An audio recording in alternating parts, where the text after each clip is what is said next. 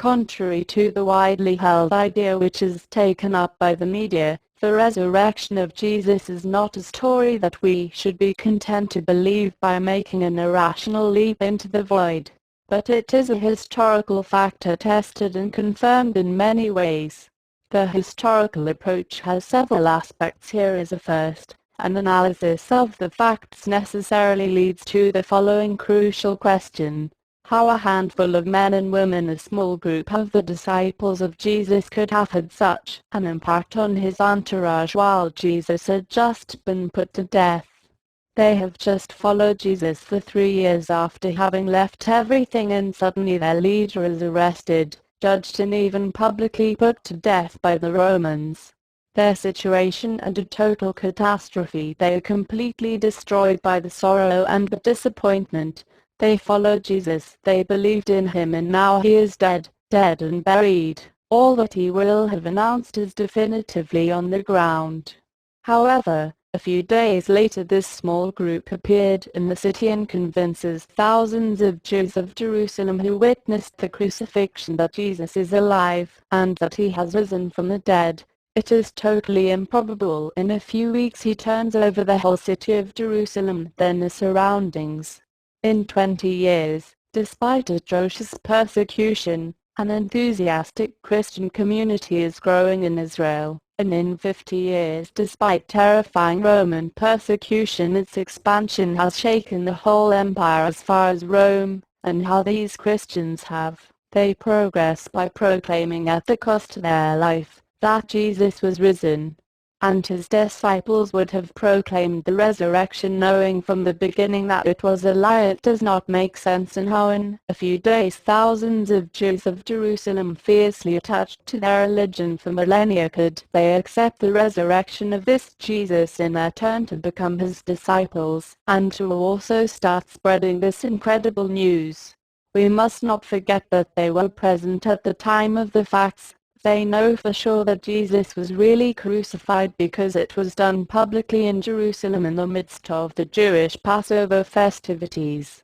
That they begin to proclaim his resurrection a few days later is historical nonsense if the resurrection did not take place.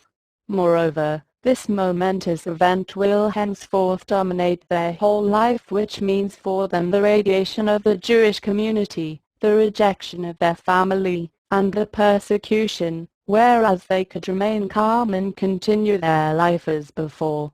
The only explanation for this mass membership, this total commitment at the risk of their lives, is that they had certain proofs of this resurrection. Faced with this historical impossibility, the detractors of Christianity minimize the facts and explain at the beginning the Christians did not really speak of resurrection. The resurrection would be a myth that would have been forged over the centuries long after the death of Jesus. The early Christian worship would have been rather mystical, a gentle aspiration to love, etc., etc. In short, the opponents have absolutely no explanation for radicalism total of the first Christians and the meteoric expansion of early Christianity radicality, which is understandable when we admit that they did indeed witness a supernatural event. But the other major historical problem is that the legend's argument takes no account of the concrete documents that we have. Historians have established that before the writing of the Gospels, information circulated from the beginning in the form of short stories called creeds. The credo allowed important information to be conveyed in a short, easy-to-remember form. Apart from that, we have a written record of the oldest water decree. It is cited by the Apostle Paul in his first letter to the Corinthians.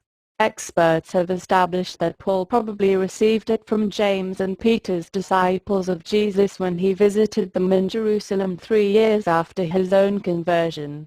It is attested that this creed existed less than 5 years after the crucifixion, so at a time when eyewitnesses to the facts are still alive and well. This information is a real bombshell because this creed deals a fatal blow to the idea of the late legend and provides striking confirmation that the early Christians did indeed proclaim the resurrection of Jesus.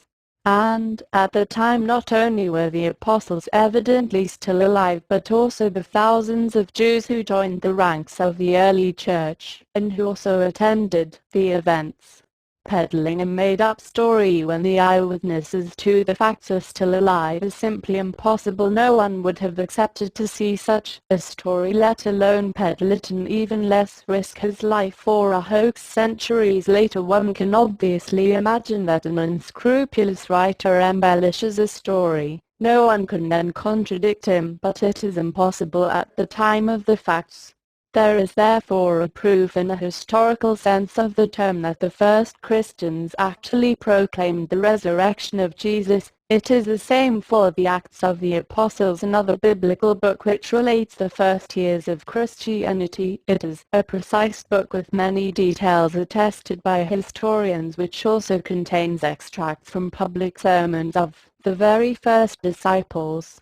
He also confirms that the Christians proclaimed from the beginning the resurrection of Jesus as a fact and even an essential sign confirming Christianity. Only possible solution: the resurrection of Jesus had indeed been noted, observed by a great many reliable witnesses, and for a period long enough for its evidence to be evident. This was what convinced the skeptics and authenticated the message of the disciples.